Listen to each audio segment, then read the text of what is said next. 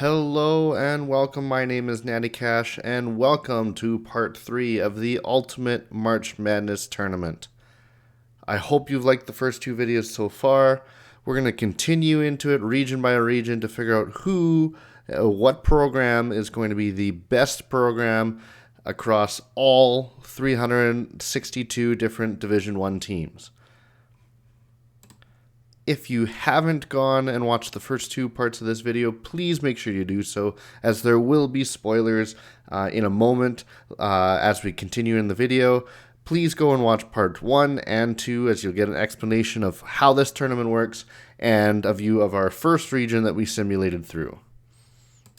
As we take a look, we see that from the Gulf Coast region in our last video, the number 5 seed, the SMU Mustangs, have made it to the final 16 teams of this ultimate tournament.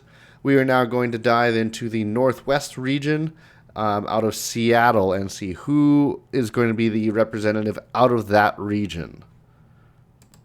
Now, as we look at the Northwest region, we'll introduce each team individually as we go along. The first team we got to introduce is the number 1 seed that we already know based on our previous videos. That is going to be the St. Mary's Gales. Again, 15-1 record in their conference, league champions, beat out Gonzaga. Set themselves up to be the strong team coming out of that West Coast Conference and sitting atop this Northwest region. As we see, maybe a lot of pressure being a number 1 seed, but we'll see how they can handle it. Next up, our 16 seed is a play-in game versus the North Carolina Central Eagles. They're an 18-13 team coming out of the MEAC region, second in their league, and they're going to face the Rice Owls. The Rice Owls being a below 500 team with an 11-21 record. Very low on the league standings for the American Conference, but hoping that they can make a show of it here in this tournament. As we move on, the 8-9 matchup, we see the number 9 Montana Grizzlies coming out of the Big Sky region, 12-6 record in their conference, 24-12 overall, and they went all the way to their conference finals and lost out. So we're looking to see a good showing from them. They are going to play the 8th seed, which is the Stanford Cardinal. A 14-18 record team, a little lower on the ranks in the Pac-12, but looking to see where they can push on in this region. Again, a region that is close to their homeland in California. As we continue, the number 5 seed is going to be the Duquesne Dukes. 25-12 record, league champions of the Atlantic 10, and did well to make a run in their league tournament to become league champions this year. They will have to wait for a play-in game against Tennessee Tech, the Golden Eagles, 10-21 record team, sitting lowly in the Ohio Valley Conference. We'll see if they can make a splash versus the Brown Bears, a 13-18 record team, but still was good for 4th in their league.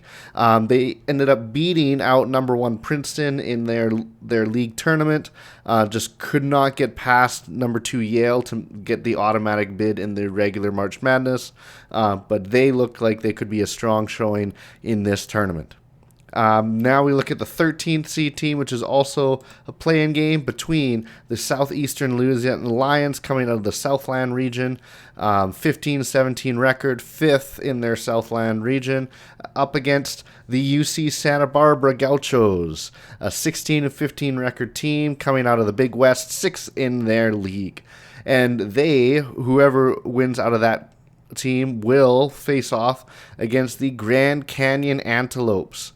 A big team here, league champions of the WAC conference, a 30-5 record overall, a very strong team and could go far in this tournament we'll see what they can do. When we look at the other half of the tournament, we're going to see that the number 2 seed is going to be the Kentucky Wildcats. Strong team coming out of the SEC, 13-5 SEC record, second in the league. They did bow out early in their league champion tournament, but we're going to see if they can build off of their regular season success. They will have to wait for the number 15 seed, which is going to be between the Howard Bison, who are the league champions out of the Mid-Eastern Athletic Conference, beating out Norfolk State and Delaware State to grab that. And they're going to play the North Dakota Fighting Hawks, an 18-14 record team, third in the Summit League. And we'll see that matchup as they will move and see who can move forward from there. The 7 seed is going to be the West Carolina Catamounts, 22-10 record, fourth in the league in their Southern League. We'll see what they can do to splash into this tournament, and they're going to play the number 10 seed, the Tarleton State Texans. Another WAC team, 16-4 WAC record. They're actually only second in the league behind the Grand Canyon Antelopes, so we'll see what they can do on this side of the bracket. Number 6 is going to be the Boston College Eagles, 20-16 record, 11th in the ACC, but a strong ACC. We will see how well they can do. They only lost to the number 3 Virginia in overtime in the tournament, and we'll see what they can do in this tournament. They have a play-in game that they're waiting on between the Hampton Pirates and the Fordham Rams. The Hampton Pirates not doing so great in the coastal athletic region, but we'll see if they can turn things around here. And they're going to play the Fordham Rams, again a team that has struggled in the Atlantic 10. And we'll see who comes out of this team and who can potentially make a run. In the 14th seed, we have another play-in game, which is the USC Upstate Spartans. A Big South team, 8th in their league, and they're going to play the Stetson Hatters, 22-13 record. They came out as the league champions of the Atlantic Sun region, so look for them to make a splash and continue forward in here. And whoever wins that game will have to play the number 3 team, which are the Utah Utes coming out of the Pac-12. A 21-14 team, 6th in that league. Did lose out to Colorado, the eventual winners of that tournament, in their league conference tournament. So what we see there is we've got a full slate of teams here. Lots of teams that ended up becoming league champions in their own right. We'll see what they can do now put into this bracket. Again, a reminder, we are going to start with all of the play-in games first and then move on to each round after that point. So as we look at the top of the bracket, our first game we are going to see is the NC Central Eagles face off against the Rice Owls. And as you can see, it is the Rice Owls that come out of this matchup. They led for most of it, although North Carolina Central kept it close for most of the first half. But Rice was able to take it on and have a dominant win and move on to the next round. With Rice moving on, they now have a chance to take down the number 1 seed in St. Mary's. The next play-in game we see is Tennessee Tech going and playing against the Brown Bears. We will see how that matchup goes. And as we see here, the Brown Bears were victorious here. Tennessee Tech, unfortunately, was no match for the Browns' offense here, getting a full 80 points, and the big defense by the Brown Bears to hold Tennessee Tech to 46. So Brown is going to move forward to the next round. And as we see, we'll move on to the next play-in game. We'll have to wait to see how Brown does against Duquesne. But our next matchup here is Southeastern Louisiana and the Lions going up against UC Santa Barbara. And here we see the UC Santa Barbara Gauchos are able to take the victory. A few lead changes as we crossed halftime, but eventually UC Santa Barbara was able to maintain a lead throughout most of the second half and get the victory to move on to the next round. Now, as we take a look at the bottom half of the bracket, our next play-in game is going to be the Howard Bison versus the North Dakota Fighting Hawks. And it is the North Dakota Fighting Hawks that get the victory over the Howard Bison. They maintained the lead throughout the entire game, and even though the Bison brought it in within 10, they never could overcome that deficit, and North Dakota moves on to the next round. Next, we have another play-in game, which is the Hampton Pirates versus the Fordham Rams. The winner of that will take on Boston College. And in a very tightly contested game, it is the Fordham Rams that come away from the victory. They were leading for most of the game. However, Hampton never let them get much farther than 10 points away. And they brought it close but could not overcome that deficit, and Fordham Rams move on to the next round. And our last play-in game, the winner of this game will go on to play the Utah Utes. We have the USC Upstate Spartans versus the Stetson Hatters. And it is the Stetson Hatters that get the victory. However, very tight between both teams, and it wasn't until the very end that Stetson grew a lead at the end and played very good defense to be able to maintain the lead and the victory in this one. So Stetson is moving on to the next round. So as you can see, this is what our region looks like up to this point, with 16 teams remaining in this region. We are again going to start from top to bottom to simulate each of these games to see who's going to move on to be in the quarterfinals of the Northwest region. So our first game in this region is going to be St. Mary's up against Rice. And as predicted, our number one seed does move on to the next round. It was close towards the beginning, but St. Mary's soon was able to grow their lead as they pushed hard into the second half and were able to claim the victory in this first round. So St. Mary's moves on to the next round, and they are awaiting the winner of the Montana Grizzlies and the Stanford Cardinal in our 8-9 matchup. And in a tightly contested one, we do have Montana coming out ahead in this one. They were leading for the entire first half, but Stanford put in a good effort to make it a tight game throughout. However, Montana was able to secure the victory and move on to the next round. So we have our first quarterfinal matchup. But next up, we have the Duquesne Dukes versus the Brown Bears. Potentially tough 5-12 matchup. And in a very close game that was back and forth the entire time, there's many different lead changes throughout. It is the Duquesne Dukes that do get the victory in the end, but the Brown Bears really put up a good battle throughout this in order to put the pressure on, but Duquesne was ready for it and comes home with the victory. So the Dukes have moved on to the next round, and we're going to see who they face after we know the matchup winner between UC Santa Barbara and the Grand Canyon Antelopes. And another very tight matchup we see, especially because UC Santa Barbara led for most of the game, but it was Grand Canyon that was able to come out on top in the end with a 75-72 victory to move on to the next round.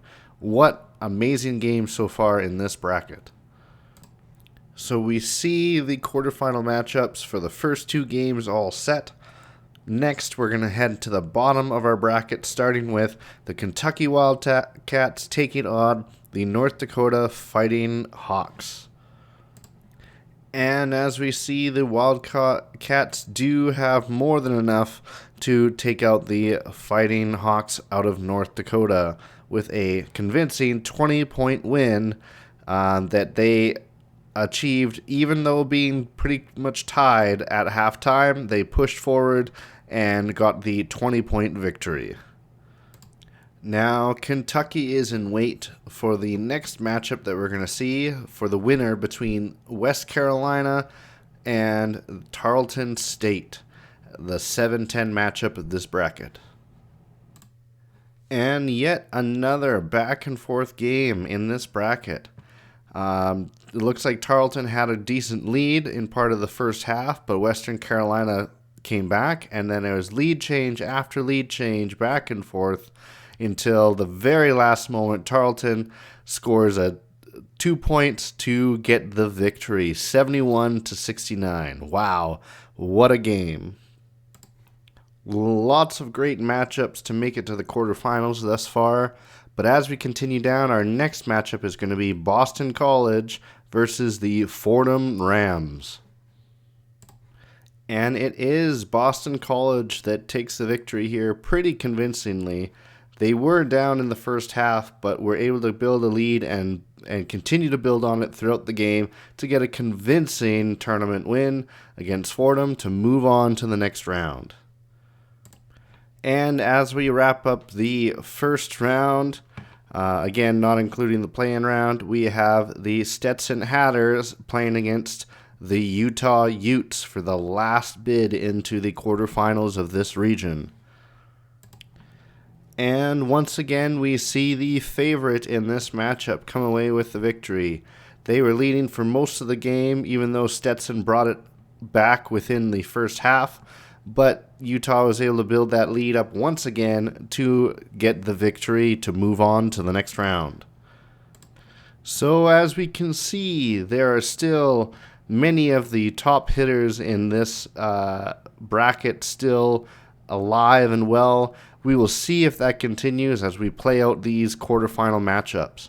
Again, starting from top to bottom, we're going to see if St. Mary's can move on to the semifinals while facing the Montana Grizzlies. And it is St. Mary's that comes away with a fairly convincing win. They led basically the entire game throughout, was able to increase their lead, and make sure Montana exited the tournament at this round. And St. Mary's moves on to the regional semifinals. And to meet St. Mary's in the semifinals will be the winner of the Duquesne Dukes versus the Grand Canyon Antelopes. A good matchup here in the 4-5 slot. And in this matchup, we do see Grand Canyon moving on. It was a close game. However, Grand Canyon maintained their lead the entire time throughout the game and were able to then finish that off with an emphatic 10-point victory over the Dukes. And so Grand Canyon is now into the regional semifinals. With one of the semifinal matchups set and ready to go, we will continue into the bottom half of the tournament or of the bracket and see Kentucky go up against the Tarleton State Texans.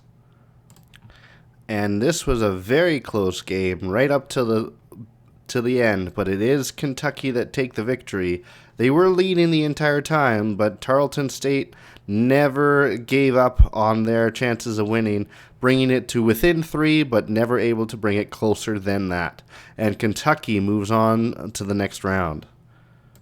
So Kentucky is now into the regional semifinals, awaiting the winner of Boston College and the Utah Utes. And here we see our first big win of a lower seed, where we've got Boston College just squeaking out at the end a massive victory. Look at how big this gap was at a certain point. This was an 8-point game, 9-point game, and then Boston College defense shut out Utah and went on to get the 1-point victory in the end. Wow, what a crazy game. But Boston College has now moved on to the next round. And now we see the 2 semifinal games set up where many of the top seeds still remain. Any of these teams could make it out of this region if they can continue the success they've had so far. So, our first semifinal matchup will be St. Mary's Gales versus the Grand Canyon Antelopes to make it to the regional finals. And we have another number 1 seed out of the tournament as Grand Canyon Antelopes are able to win a close game between them throughout the first half. And then Grand Canyon started to go on a run, and they continued that run all the way to an 11-point victory, and Grand Canyon Antelopes are now into the finals of this region. And the team to meet the Antelopes in the regional final is going to be either the Kentucky Wildcats or the Boston College Eagles. Let's see who is the winner from that matchup. And once again, Boston College has done an upset in a very similar fashion to what happened before, where towards the end of the game, they just shut out anything Kentucky could do. Although it was very close throughout, but Kentucky had a lead in the second half, again by about 6 points. And with some staunch defense and enough offense, Boston College went all the way to win and move on to the regional finals of the Northwest region. A big game for Boston College. And so here we are at the finals of the Northwest region. We have the Grand Canyon Antelopes going to face against the Boston College Eagles. Whoever wins this moves on to the final 16 in our ultimate tournament. Let's see what the result is. And what an incredible game this was. Many back and forth chances where both teams were winning, but it is once again Boston College that come out on top. Another close victory, a 2-point victory, but it is Boston College that now move on to our final 16. And it is Boston College that are the champions of the Northwest region, representing one of the final 16 teams left in this tournament. It's crazy to see already we've got a 5 seed and a 6 seed representing the tournament at this point. Thank you so much for watching. In our next video, we are going to go into the Florida region and see who's going to be the champion that comes out of that region. But we are going to continue to go through every single region, with the final video being our Sweet 16, our last 16 teams to face off to figure out who the champion is. Thank you so much for watching. Please like and subscribe, and we'll see you later. Bye for now.